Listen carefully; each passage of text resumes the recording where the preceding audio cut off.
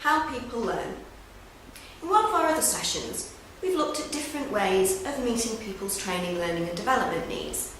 But in this session, we're going to look at how to really make training effective through understanding the basic stages that people go through as part of a learning process.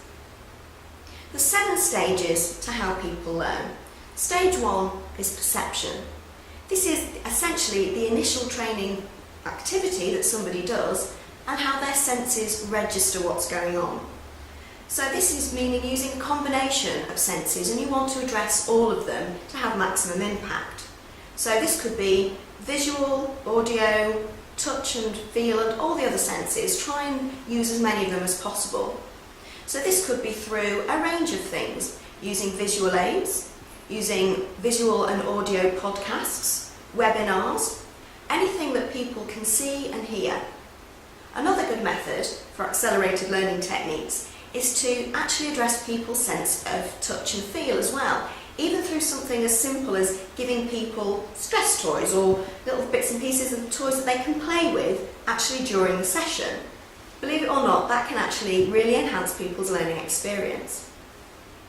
Stage 2 is making sense of perception. That's evaluating and understanding the information that people are taking in.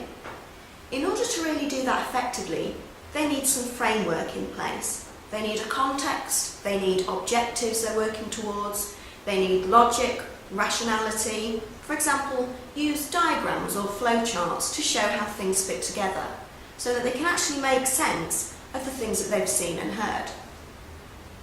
Level 3 then is remembering. That's storing information in your brain, really. The brain's like a filing cabinet. Not all the perceived information is going to be remembered. In fact, by tomorrow you may only remember 10 or 20% of what you've seen today. But that information needs to be stored, both in long-term and short-term memory.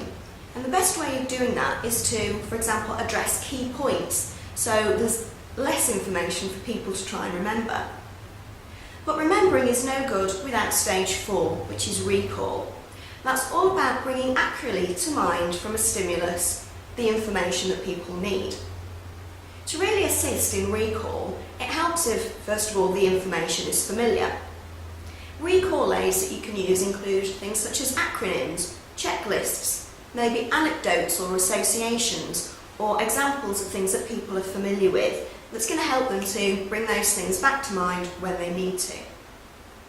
Stage 5 then is generalisation.